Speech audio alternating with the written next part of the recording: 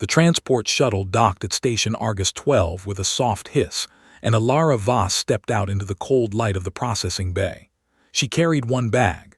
She wore the standard gray uniform of a coalition recruit. She was 5 feet 7 inches tall, weighed 130 pounds, and had brown hair pulled back into a simple knot. By every measure the galaxy used to judge a soldier, she was nothing special. The intake officer was a Cathine, an insectoid creature with compound eyes that reflected the overhead lights like wet glass. He sat behind a metal desk and did not look up when Alara approached. He simply held out one of his 4 segmented hands and waited for her identification chip. Alara placed it in his palm. He scanned it, and the holographic display in front of him filled with data. He read it aloud, as was required by protocol, and his voice carried across the processing bay where 30 other recruits from a dozen species waited in line. Species human, homeworld Earth Sol system, natural weapons none, natural armor none, venom or toxin capability none, regeneration rate slow, sensory range, limited visual spectrum, no infrared, no ultraviolet, no echolocation, bone density below galactic median, muscle density below galactic median, pain threshold. He paused and tilted his head, his compound eyes finally focusing on her. Pain threshold abnormally high, noted. He stamped her file with a yellow marker. Alara saw the words on the screen before he closed it, elevated attrition risk. She said nothing. She picked up her bag, took her bunk assignment, and walked into her new life. Fireteam Wrath was waiting in Barracks 7. Waiting was perhaps too generous a word. They were existing in the same space, and when Alara walked through the door, that space became immediately hostile. Torvik Hall saw her first. He was impossible to miss, 7 feet tall, 4 arms, covered in bone plating that looked like gray stone. He was a Bryn, a species built for war the way a mountain is built for standing. He looked at Alara, then looked at the assignment board, then looked back at Alara. "No," he said. He said it the way someone might say no to a plate of rotten food. Not with anger, but with deep, offended certainty. "This is a combat unit," he said to no one in particular. "This is the Pathfinder Division, and they sent me a human." Alara set her bag on the empty bunk, the one in the corner, farthest from the heating unit, and began unpacking. She did not respond to Torvik. She did not look at him. This made him angrier. The rest of the squad watched from their bunks. Sierra Lynn, the Cathine, observed with her compound eyes from the upper rack, her segmented legs folded beneath her. She was fast, precise, and cautious by nature, and she watched the new human the way she watched everything, with patient attention and no commitment. The North brothers, Drigo and Voska, lay on their bunks like 2 great wolves resting before a hunt.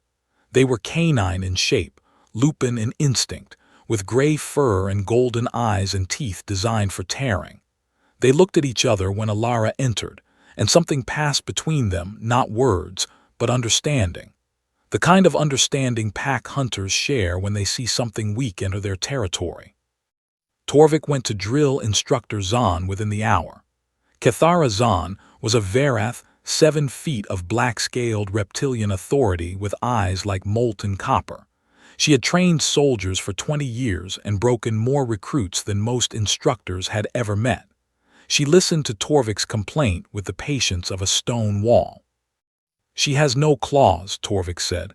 "No armor, no venom. She cannot see in the dark. She is slower than every member of my team. She is weaker than every member of my team. She will die in the first field exercise, and her death will be on my record." Zahn looked at him for a long moment. Then she said, "You will train her as you would anyone. What happens next is not my concern." Torvik opened his mouth to argue. Zahn's copper eyes narrowed by a fraction, and Torvik closed his mouth. He turned and left. The first week was exactly what Alara had expected. She had read the reports, studied the species files, and prepared herself for what was coming. Humans were new to the coalition military. She was the first in the Pathfinder division. She knew what first meant. First meant proving ground. First meant target. She was slower in the sprints. The track exercises were designed for species with longer legs, denser muscles, or additional limbs. She finished last every time. She was weaker in the grappling ring. Torvik pinned her in 3 seconds during their first match and stood over her like she was something he had found on the bottom of his boot. The North brothers tripped her during formation runs, a quick extension of a hind leg as she passed, sending her sprawling onto the metal floor. Her rations disappeared from her tray when she looked away. Her bunk was stripped to bare metal while she showered. Small cruelties, the kind that don't leave marks on the body but carve deep grooves into the spirit, the kind designed to make someone quit. Alara did not quit. She got up from every fall, she ate what food she could keep. She remade her bunk every night without complaint, and she watched. She watched Torvik, how he favored his lower left arm when tired, how his bone plating was thinnest at the joints, how he turned his head slightly to the right when he was about to charge. She watched the North brothers, how they always attacked from 2 angles, how Drigo was the aggressor while Voska circled behind, how they communicated with ear movements rather than sound. She watched Sira, how her compound eyes tracked motion before anything else, how she was vulnerable to stillness. Every night after the barracks went dark, Alara wrote in a small leather-bound journal by the light of a dimmed wrist screen. The script was tight, dense, and unreadable to anyone else on the station. It was Old Earth shorthand, a dead language by galactic standards. In it, she recorded everything. Sira noticed. From her upper bunk, she could see the human writing in the dark with that strange focus, that quiet intensity that did not match the soft, smiling creature who took every insult without flinching. Something about it made Sira's antennae flatten against her head, an involuntary response her species had to things that triggered deep unease. She was not sure why the human made her uneasy, not yet.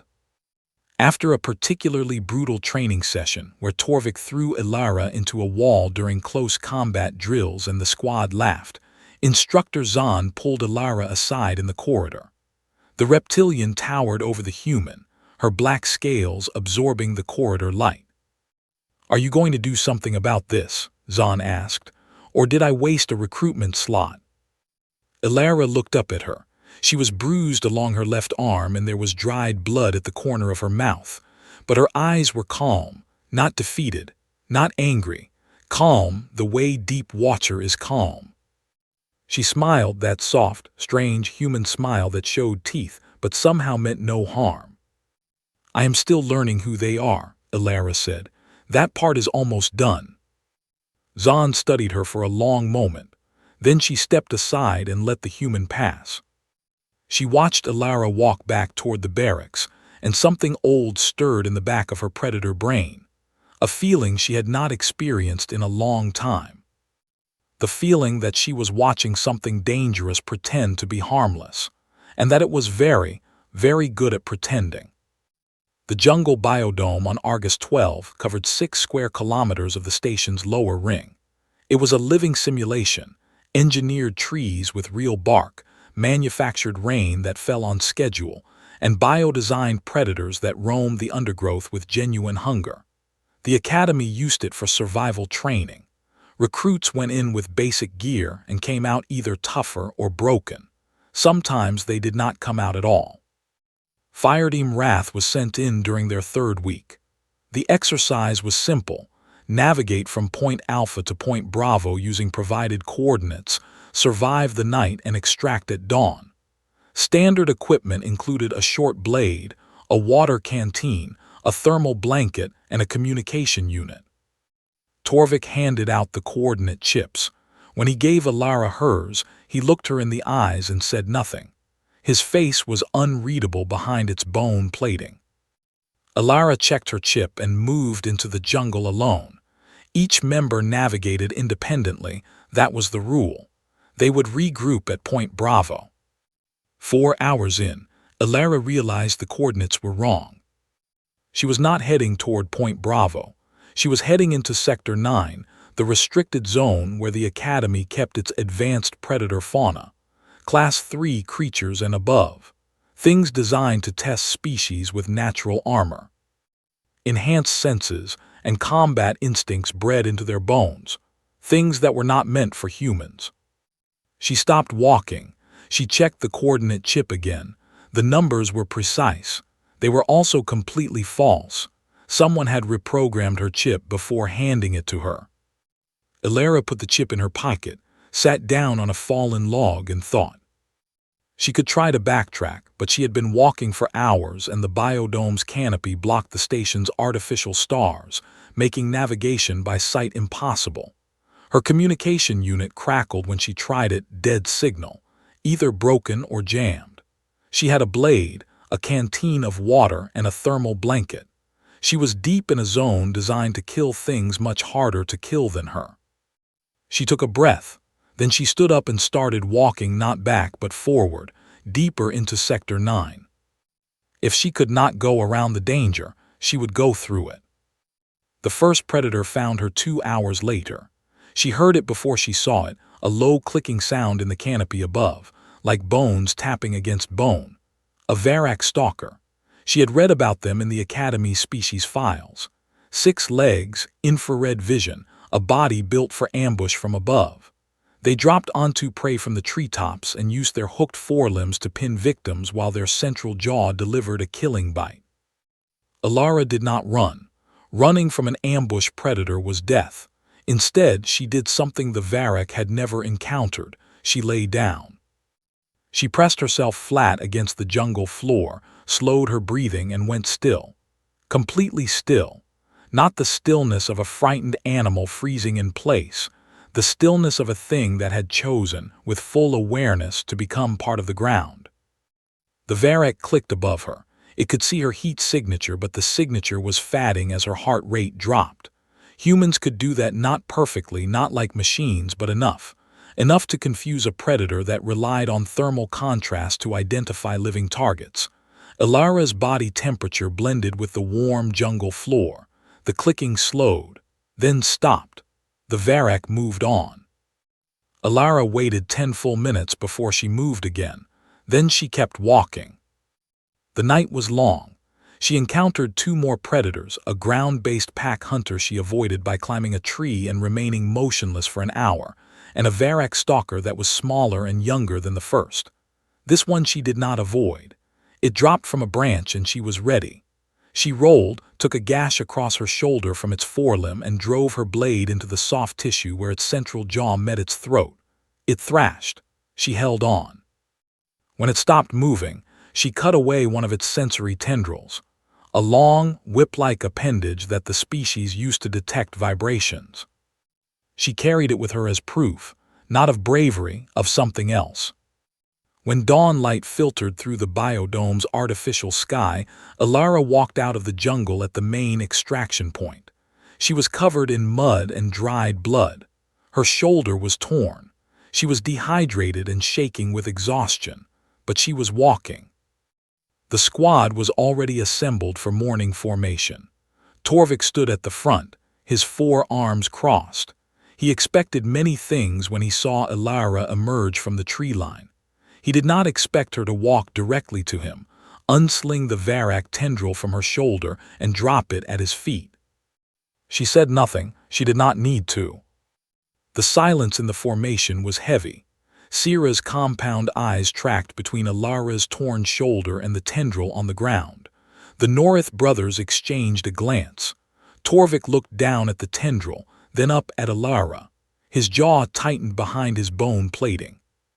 "Luck," he said. Elara walked past him to the medical station. Torvik did not admit that his hands were shaking. He told himself it was the cold. The days that followed were different. Not in the ways that were easy to see. The harassment continued, the shoulder checks in hallways, the muttered insults during drills. Torvik pushed harder in the combat ring, and during one sparring session he used his full strength and cracked 2 of Elara's ribs with a strike from his upper right arm. She went to the medical bay. She came back the next morning. But something underneath the surface had shifted. It started with the scenario exercises, the tactical simulations that tested thinking rather than strength, ambush scenarios, extraction puzzles, resource management under pressure. Alara began winning. Not through speed or power. She won because she did things no one expected. In an ambush simulation, she played dead so convincingly that the opposing team walked past her, and she eliminated them from behind. In a hostage extraction, she used chemical compounds from the training kitchen to create a smoke screen that blinded species relying on infrared vision. In a resource management drill, she traded half her supplies to a competing team, then used the relationship she had built to get them to share intelligence about the terrain. Intelligence she then used to beat them. She did not fight harder, she fought differently every single time. Sira began watching Alara at night, not out of hostility, but out of something she could not name. Curiosity, perhaps, or the instinct that told her she was observing something important. After the barracks went dark, Alara trained alone in the empty drill hall. Sira followed her one night, moving silently on her segmented legs, and watched from the shadows of the upper gallery. Alara practiced combat sequences, not coalition standard forms, something older, something raw and efficient. She repeated the same sequence over and over, but each repetition was slightly different. An angle changed, a timing shifted, a strike moved from the left to the right. She was not memorizing a technique. She was building a library of variations, testing each one, keeping what worked, discarding what did not. Sira recognized the process. It was adaptation, rapid, deliberate, relentless adaptation. The kind of learning that most species did over generations, Alara was doing in hours. Then Sira saw the journal. Alara had left it open on the bench while she trained. Sira crept closer, her compound eyes adjusting to the low light. The pages were filled with dense, alien script, the human shorthand that no one on the station could read. But between the text were drawings, diagrams, sketches of body structures, joint angles, movement patterns. Sira recognized Torvik's bone plating in one diagram. The weak points were circled. The North brothers' attack pattern was mapped on another page, arrows showing their flanking approach, with notations at the points where their coordination broke down. Sira found her own page and felt her antennae flatten involuntarily. The diagram showed her compound eye structure and noted, in small, precise marks, the specific type of movement that her eyes were slowest to track. This was not a journal. It was a tactical file on every member of the squad. Sira left the gallery without making a sound. She returned to her bunk and lay in the dark for a long time, thinking about what she had seen. The human was not surviving. The human was preparing. 3 nights later, the North brothers made their move. They caught Alara alone in a corridor after evening mess. Drigo blocked one end. Vaska blocked the other. Their golden eyes gleamed in the low light. "Enough games," Drigo said. "You do not belong here. Leave the squad or we will make you leave." Alara stood between them. She was smaller than either of them by 100 pounds.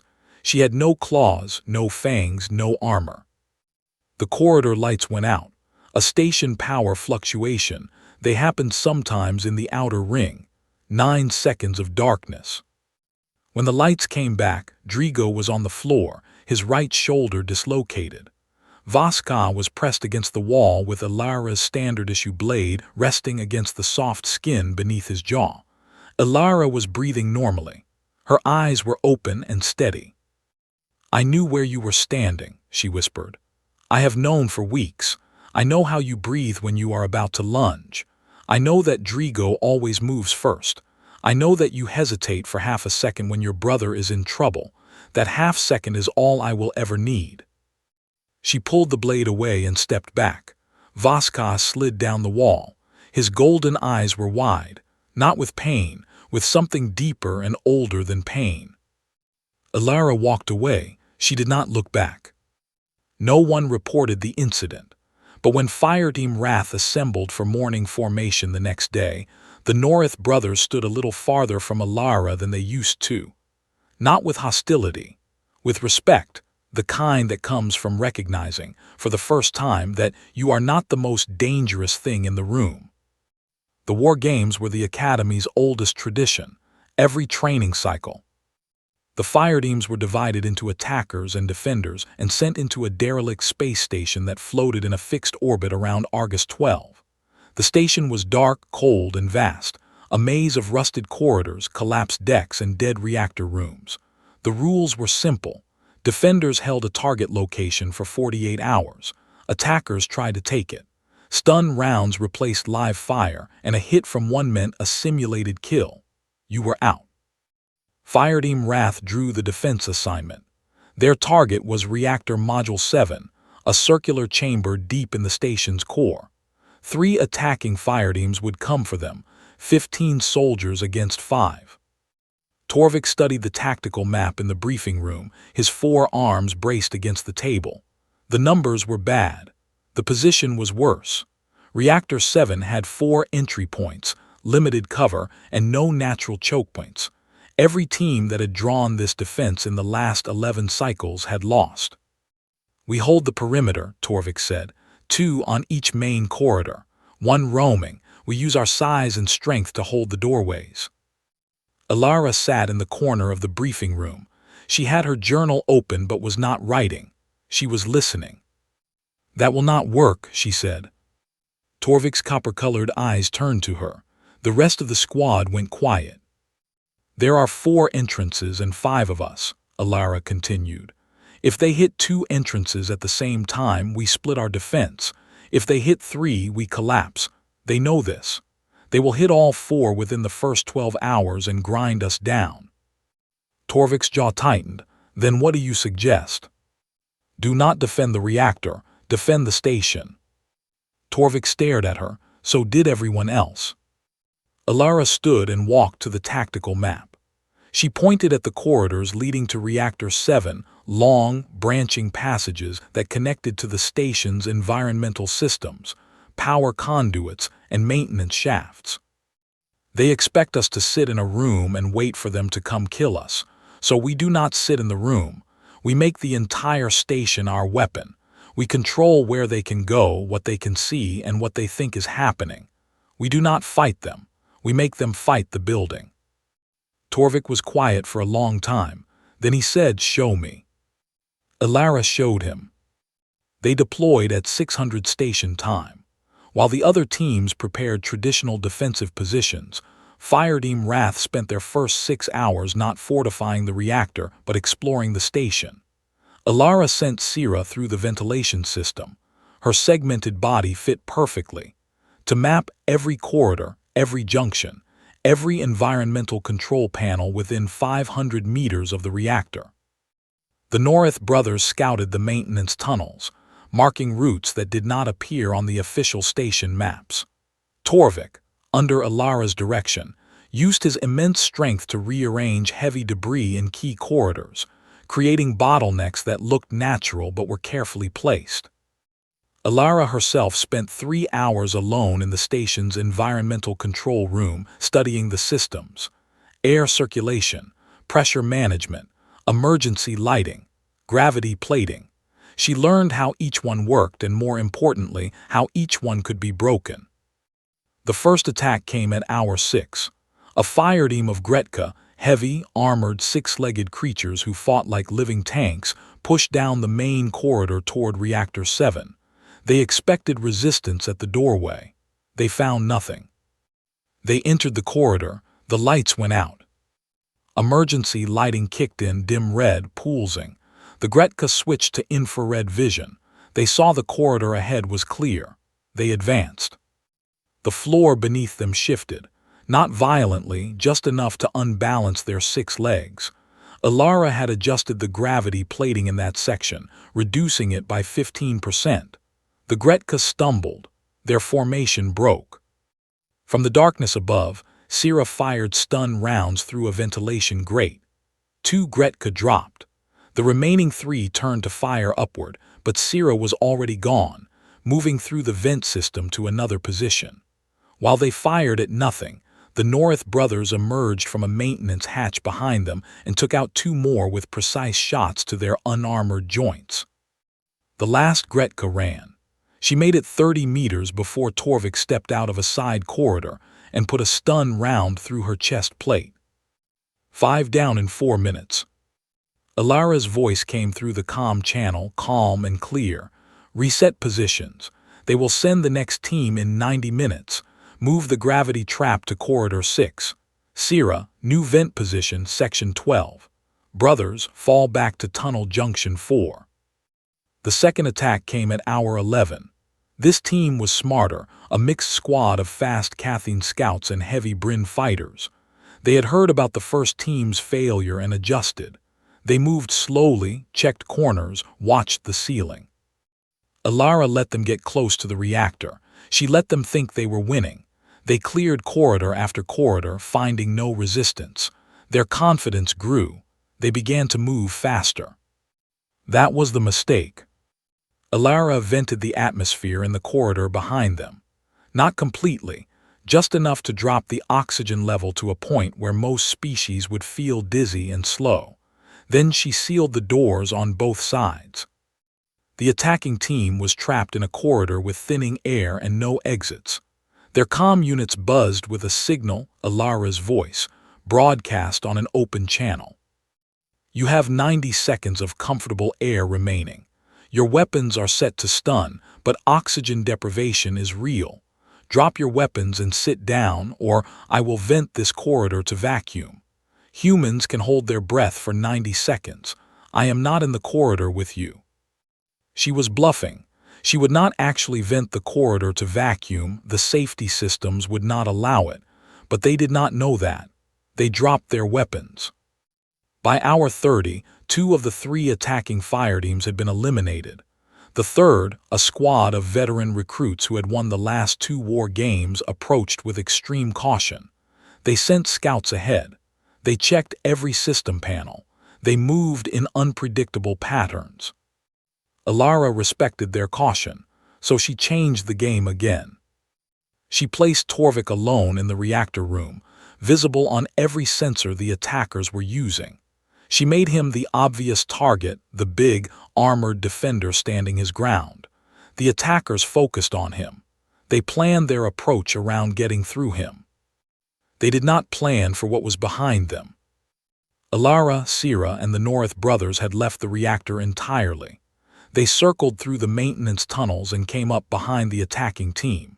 For 20 minutes, they followed the attackers through the station, silent, patient, invisible. Alara tracked their formation, noted their spacing, and waited for the moment their attention was fully focused on Torvik ahead. Then she gave the signal. 4 stun rounds hit 4 targets in 2 seconds. The remaining attacker spun around and saw nothing but an empty corridor. A stun round hit him from above Sierra, in the vents again. Fireteam Wrath held Reactor Module 7 for the full 48 hours. It was the first successful defense in 11 cycles. The debrief was held in Argus 12's main briefing theater. Every recruit in the current cycle attended. The instructors sat along the back wall. On the main screen, the War Games footage played. Thermal cameras showed the movements of every team through the station. The audience watched Fireteam Wrath dismantle 3 teams without ever fighting a straight battle. The room was quiet when the footage ended. Not impressed quiet. Unsettled quiet. The recruits looked at Alara sitting in the front row with her squad, and they did not see the small, soft human they had dismissed for weeks. They saw something they did not have a word for. Something that smiled and bled and lost every sprint, but somehow turned an entire space station into a trap. After the debrief, Torvik found Alara in the corridor. He stood in front of her, all 4 arms at his sides, and for the first time since she had arrived, there was no hostility in his posture. No pride, just a question. How did you know all of that would work? Alara leaned against the corridor wall. She was tired. The kind of tired that went deeper than muscles. On my world, she said, we were never the strongest thing. We were not the fastest. Our teeth were dull. Our skin was thin. We could not see in the dark or smell danger on the wind. Everything on our planet was better at something than we were. She looked up at him. So we learned to think. We looked at the things that wanted to kill us and we asked, how do I make them afraid of me instead? We did not win by being better. We won by being different, by changing, again and again, faster than anything could keep up. We have been doing that for 300,000 years. Torvik was silent for a long time. Then he extended his upper right hand, the Bryn gesture of equal respect. Alara took it. Her small hand disappeared inside his massive grip.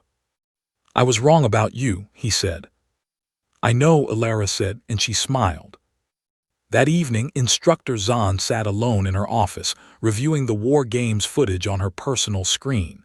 She paused on one frame. It showed Alara crouched in total darkness in a maintenance shaft, perfectly still, while an entire enemy squad moved past her position less than 2 meters away. Her eyes were open. Her breathing was controlled. She was not hiding. She was waiting. Zahn opened Alara's personnel file. She removed the yellow marker, elevated attrition risk, and replaced it with a red one. She typed 2 words into the classification field. Apex persistence. Then she added a note, monitor closely.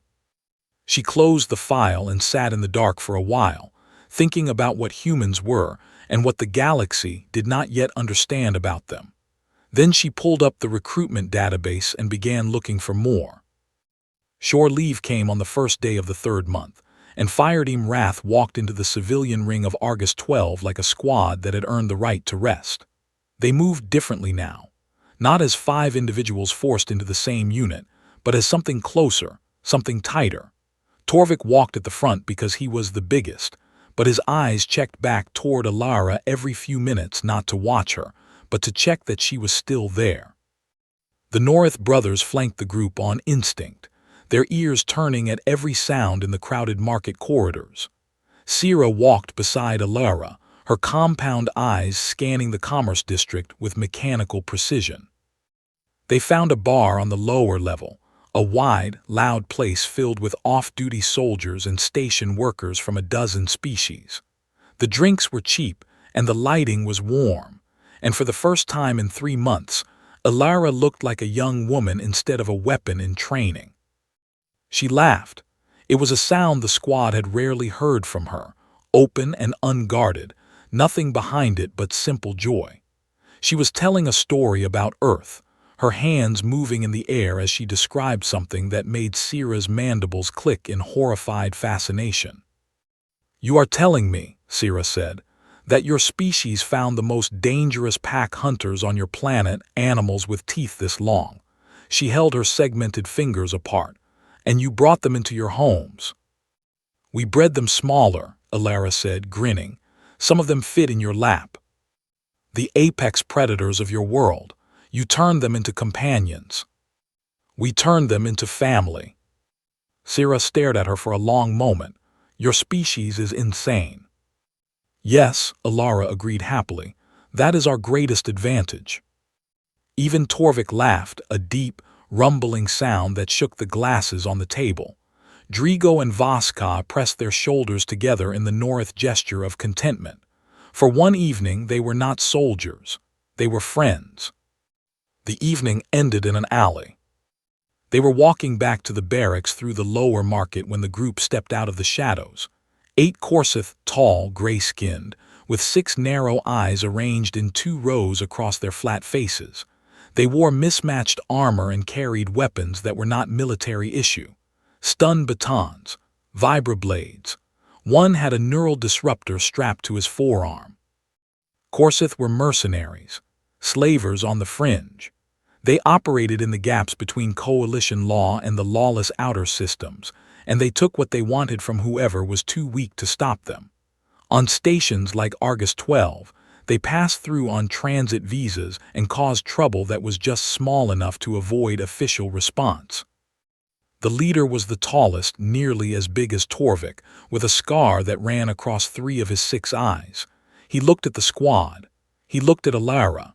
His remaining eyes narrowed. "Human," he said. The word was thick with contempt and something else, calculation. Humans were rare. Humans were soft. In the fringe markets, humans were valuable. "Walk away," Torvik said. His 4 hands opened and closed at his sides. "We have no business with you, bone face," the Korsith leader said. "We want the small one. Humans sell well on Korath Station.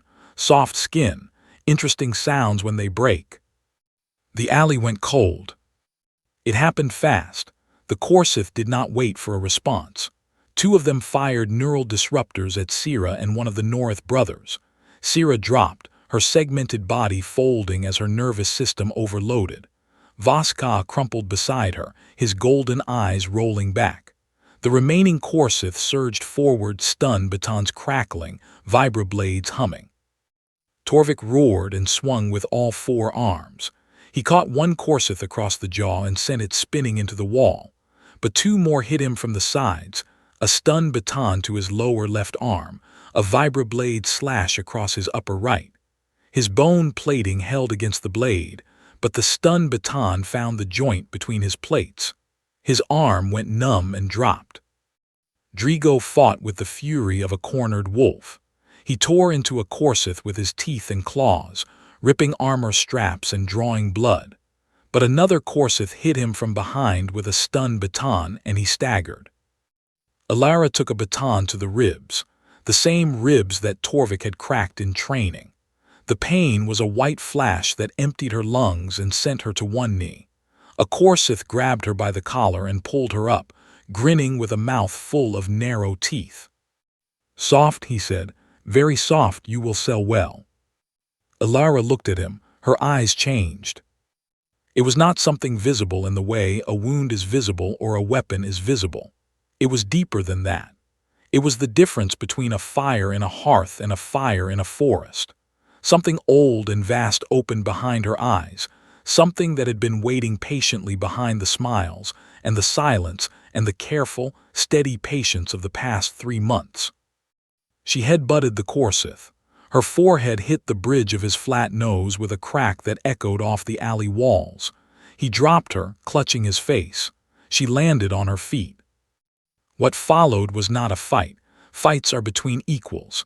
Fights have rules, rhythms, a back and forth that both sides understand. What Alara did in that alley had no rhythm. It had no rules. It was older than rules. She grabbed a broken bottle from the ground and drove it into the knee joint of the nearest Korsith. He screamed and folded. She pulled his stun baton from his hand as he fell and spun, catching the next one across the throat with a swing that used his own weapon's momentum. He went down choking. A Korsith with a vibroblade lunged at her. She did not block. She stepped inside his reach, so close that the blade passed behind her, and drove her knee into his groin with a force that humans learn from playground cruelty and refine into something lethal. As he doubled over, she took his vibroblade and kept moving. She screamed, not a scream of fear, a scream designed to disorient. Korsith had sensitive echolocation organs along their jawline, and a high-pitched sound at close range turned their spatial awareness into static. 3 of them flinched at the same time, hands going to their faces. Alara hit them while they were blind. She used the baton, the blade, the walls of the alley, the bodies of fallen Korsith as obstacles.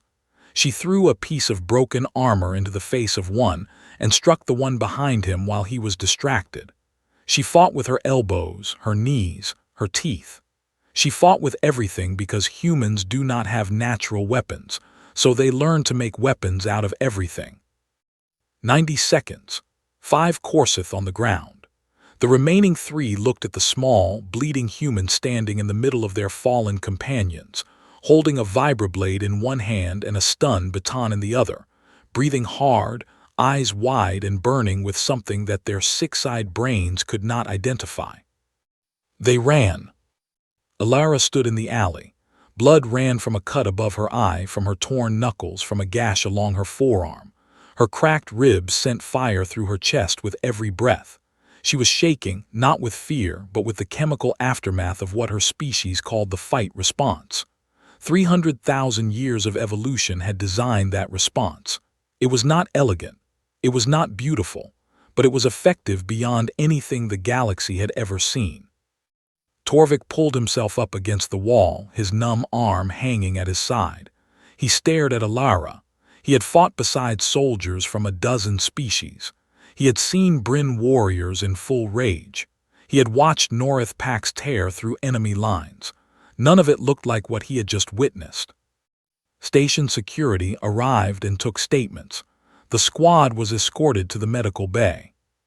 Sira and Voska were revived from neural disruption. Drigo's wounds were treated. Torvik's arm was restored. Alara sat on a medical bed while a machine sealed her cuts and stabilized her ribs. Torvik sat down next to her. He was quiet for a long time. "I owe you an apology," he said, "for everything from the beginning." Alara looked at him. The fire was gone from her eyes. In its place was the softness that had been there all along, the warmth, the kindness, the gentle smile that showed teeth and meant no harm. It was not a mask. It had never been a mask. It was real, and so was what lay beneath it, and the fact that both could exist in the same creature was the thing that made humans terrifying. "You do not owe me anything," she said. "You are my squad." Torvik blinked. It was the first time she had said it, not the squad, my squad. Sira, still groggy from the neural disruption, reached out with a segmented hand and rested it on Alara's knee. The Norith brothers pressed their shoulders together and leaned against the wall, their golden eyes fixed on their human with something new in them, something permanent. The door to the medical bay opened, and Instructor Zahn walked in. She surveyed the squad, battered, bruised, sitting together on and around the medical beds like a pack that had survived its first real hunt. Her copper eyes moved from face to face and settled on Alara. Zahn looked at the bandages, the bruises, the dried blood on Alara's knuckles. She looked at the damage reports on the datapad the security officers had handed her. 5 Korsith mercenaries in station custody, 3 more being hunted through the lower ring. She asked one question. "They attacked you, good. Did any of them hunt you back?" The medical bay went quiet. Alara's smile faded. She understood the question. It was not about the Korsith. It was not about the alley.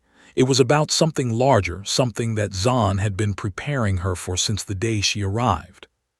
"No," Alara said quietly. "They did not know how." Zahn nodded.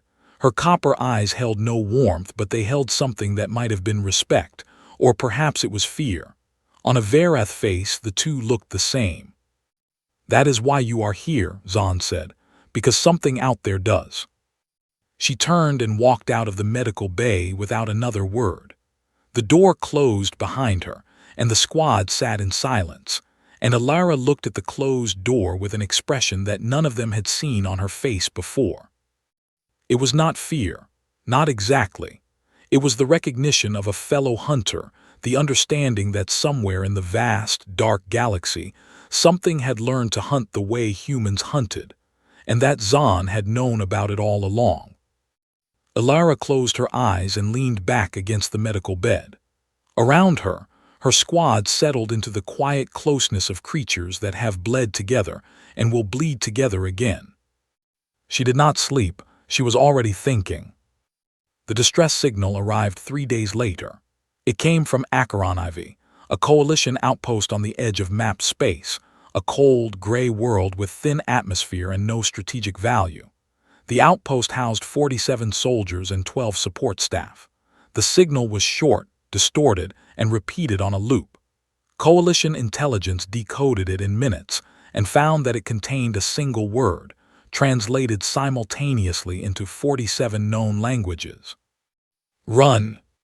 The command deck of Argus 12 went silent when the translation appeared on the main screen. Run was not a word soldiers used. Soldiers said retreat, withdraw, fall back. Run was the word prey used. The outpost had gone dark 12 hours before the signal was detected. No survivors were responding. The automated cameras had transmitted 19 seconds of footage before they were destroyed. Coalition analysts watched those 19 seconds 40 times and could not agree on what they were seeing. Instructor Zahn watched the footage once. Then she walked into the command center and requested deployment of Fireteam Wrath. The commanding officer, a heavy-set Gretka admiral with more decorations than patience, stared at her. They are recruits, Pathfinder recruits who have not completed their training cycle. They have a human, Zahn said. One human, against an unknown hostile force that destroyed an entire outpost. Zahn placed a classified file on his desk. The red marker on the cover glowed in the dim light of the command center. This is what the human is for. The admiral read the file. He read it again. Then he authorized the deployment. Fireteam Wrath dropped onto Acheron IV in a standard insertion shuttle. The planet's surface was gray rock and thin mist. The air was breathable but cold, and the sky was the color of old metal. The outpost sat in a shallow valley between two ridges, a cluster of prefabricated buildings surrounded by a defensive wall that had been torn open. They entered through the breach in the wall. What they found inside ended any illusion that this was a standard operation. The defenders had been soldiers from heavy combat species, Bryn, Gretka, Norith, armored and armed and trained. They had died badly.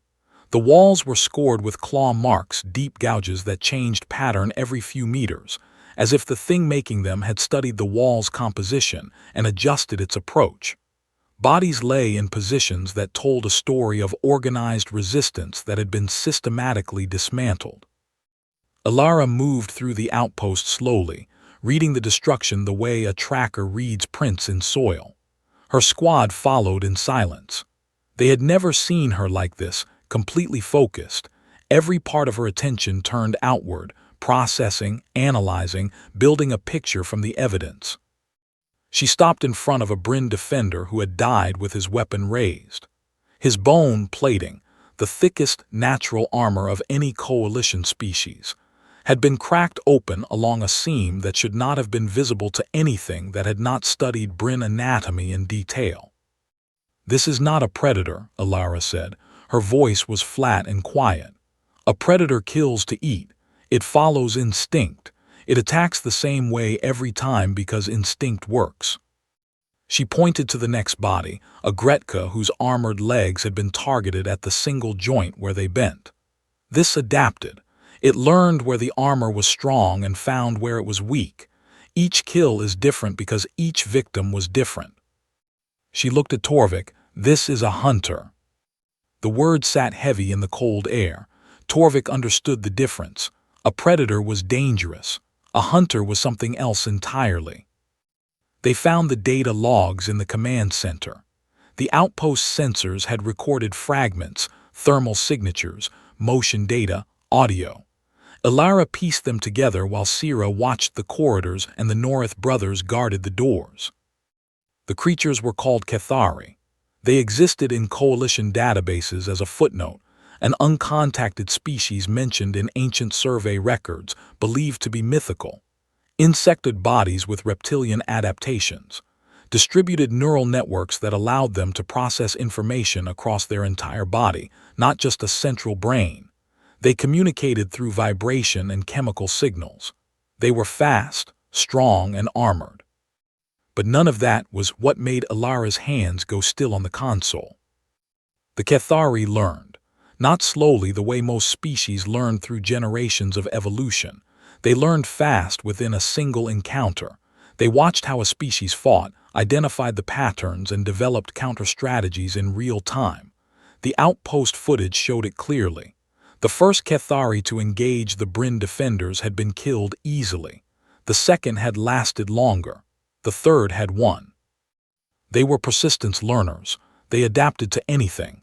They were, in every way that mattered, the galaxy's answer to humans. "How many?" Torvik asked. Alara checked the sensor data. At least 12, maybe more. And they have already learned how Bryn fight, how Gretka fight, how North fight. "Yes." Torvik looked at her, "but they have never encountered a human." No, Alara said, they have not. She stood up from the console and looked at her squad. They looked back at her, Torvik with his 4 arms ready, Sira with her compound eyes sharp and steady, the North brothers shoulder to shoulder, ears forward, teeth bared. They were afraid. Every one of them was afraid. But they were here and they were hers, and that was enough. We go to them, Alara said. If we wait, they learn. If they learn, we lose. Speed and unpredictability are the only advantages we have. I need you to do exactly what I say, even when it does not make sense, especially when it does not make sense. They moved into the outpost's lower levels, where the sensor data indicated the Cathari had established a nest. Alara changed the squad's approach every 2 minutes. Formation, spacing, direction of movement.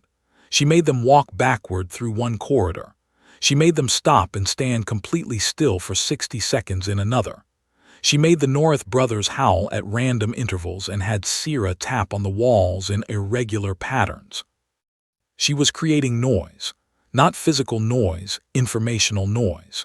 She was feeding the Cathari contradictory data, making it impossible for their pattern recognition to build a coherent model of how this group operated. Because Fireteam Wrath was not operating on any coherent model. They were operating on Alara's instructions, and Alara was deliberately being irrational. The first Cathari attacked from the ceiling. It was fast, a blur of dark chitin and hooked limbs that dropped towards Sira with surgical precision. It had learned how Cathine moved from the outpost defenders. It knew where Sira's blind spots were. But Sira was not where she was supposed to be. Alara had moved her 30 seconds earlier for no apparent reason. The Cathari hit empty floor and Torvik crushed it with a falling strike from all 4 arms. The second and third Cathari came together, flanking from both sides of a corridor. Their approach was adapted for Bryn, targeting the joint seams in Torvik's plating, but Torvik was not standing where a Bryn normally stood. Alara had positioned him sideways in the corridor with his back against the wall, presenting only his most armored surface. The Cathari's carefully learned attack pattern met a wall of bone plating and failed. The North brothers took them from behind. 4 more Cathari came in the next chamber. These were different. They had been listening, watching, adapting to the way Fireteam Wrath moved. They did not repeat the earlier mistakes. They spread out, covered angles, anticipated where the squad would be. Alara told her squad to retreat. They fell back through 3 corridors. The Cathari followed, learning the retreat pattern. And then Alara told the squad to stop retreating and charge directly back at the Cathari at full speed. The Cathari had no counter for a prey group that suddenly became the aggressor. Their distributed neural networks processed the contradiction, prey runs, prey does not charge, and for 2 seconds they hesitated. 2 seconds was enough. Fireteam Wrath tore through them. They pushed deeper into the nest. Each encounter was different because Alara made it different. She never used the same tactic twice. She threw away strategies that worked because the Cathari would be ready for them next time. She invented new approaches on the spot, some brilliant, some barely functional, all unpredictable. The Cathari Alpha waited in the deepest chamber. It was larger than the others, darker, heavier, with eyes that reflected the light with an intelligence that was unmistakable. It had been watching through the others. It had been learning from every encounter. It was the central node of the distributed network, the brain that processed everything and developed the final adaptation. It looked at Alara, and Alara looked at it, and they recognized each other. Not as individuals, as types, hunter to hunter. The creature that learns to kill anything, meeting the creature that learned to kill anything first. Alara told her squad to stay back. She cannot be serious, Torvik said. She is always serious, Sira replied. Alara walked into the chamber alone. The Alpha attacked. It was fast, precise, and adapted. It had watched her fight through the other encounters, and it knew her patterns. It struck where she would dodge. It blocked where she would strike. It mirrored her movements with a speed that was terrifying. Alara let it learn. She fought with a steady pattern for 30 seconds, letting the Alpha build its model of her. Then she abandoned everything. She threw away her weapon. She stopped using technique entirely.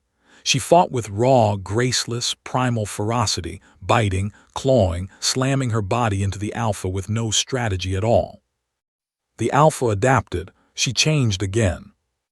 She could not outthink it. It learned too fast. She could not outfight it. It was too strong. But she could outlast it, because humans were built by 300,000 years of chasing prey across open plains under a burning sun, and the one thing that evolution had carved into their bones deeper than anything else was the ability to keep going when every signal in the body screamed stop. The Alpha tore a gash across her shoulder. She kept fighting. It cracked a bone in her forearm. She kept fighting. It threw her against the wall and she hit the ground and lay still for 1 second where the Alpha paused, its neural network processing the data, concluding that the prey was finished. Alara got up. There was blood in her eyes and fire in her broken arm, and her body was telling her to stop in 100 different ways, and she did not stop. She got up, and she looked at the Cathari Alpha with eyes that held 300,000 years of stubborn, impossible, unreasonable refusal to die. The Alpha hesitated. For the first time in its existence, its distributed neural network encountered data it could not process. The prey was injured beyond function. The prey should not be standing. The calculations said stop, but the prey did not stop, and the network had no model for a creature that ignored its own damage. For one moment, something moved through the Alpha's alien mind that might have been fear.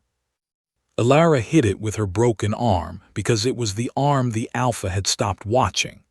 The strike landed on the junction where the Alpha's central nerve cluster met its primary limbs, the one spot that its own armor did not protect because no creature had ever gotten close enough to reach it. The Alpha fell. The chamber went quiet. Alara stood over the body of the thing that had learned to hunt everything, and she breathed and she bled, and she did not fall. Torvik carried her out. She did not remember much of the extraction, the shuttle, the medical team, the cold gray sky of Acheron IV falling away beneath them. She remembered Sira's hand on her arm and the Norith brothers pressed warm against her sides and Torvik's deep voice saying, "Stay awake, human. That is an order." She stayed awake. The Coalition awarded Fireteam Wrath the Coalition Star, the highest honor for combat service. The ceremony was held on August 12 in the main assembly hall, with every recruit and instructor in attendance. An admiral approached Alara afterward. He was old, decorated, and genuinely curious. "What makes humans different?" he asked. "The Cathari could adapt to everything. Why not you?" Alara thought about it. She was tired and her arm was in a cast and she wanted to sit down. But the question mattered. "Every species in this galaxy evolved to survive," she said. "You all found your place, the strongest, the fastest, the most armored. You became perfect at one thing. Humans did not do that. We were never perfect at anything, so we learned to be good enough at everything. You can learn how we fight, but we will change how we fight. You can learn how we think, but we will think differently. You can adapt to us, but we will adapt faster because we have been adapting since before we had fire." She paused. "The Cathari are hunters. They are very good hunters, but humans are the thing that hunted everything on our world into submission and then taught the wolves to love us. You do not counter that. You survive it if we let you." She smiled, that soft, warm, impossibly dangerous smile. The Admiral did not smile back. He simply nodded and walked away, and the look on his face said that he understood, perhaps for the first time, what the galaxy had invited to the table. In the back of the assembly hall, Instructor Zahn opened her file on Alara Voss and typed a final note. "Recommendation: expand human recruitment immediately. They are not soldiers, they are not weapons, they are something older than both. The galaxy needs what they are, and the humans are already ready. We are the ones who must catch up." She closed the file. She looked across the hall at Alara, who was laughing with her squad. Torvik was trying to lift her onto his shoulders, while Sira protested that the human's bones were still healing, and the Norith brothers howled in celebration. Cathara Zahn, who had trained soldiers for 20 years and feared nothing in the known galaxy, watched the small human laughing among her pack, and felt something she had never felt toward a recruit in her entire career. Gratitude and just a little bit of awe.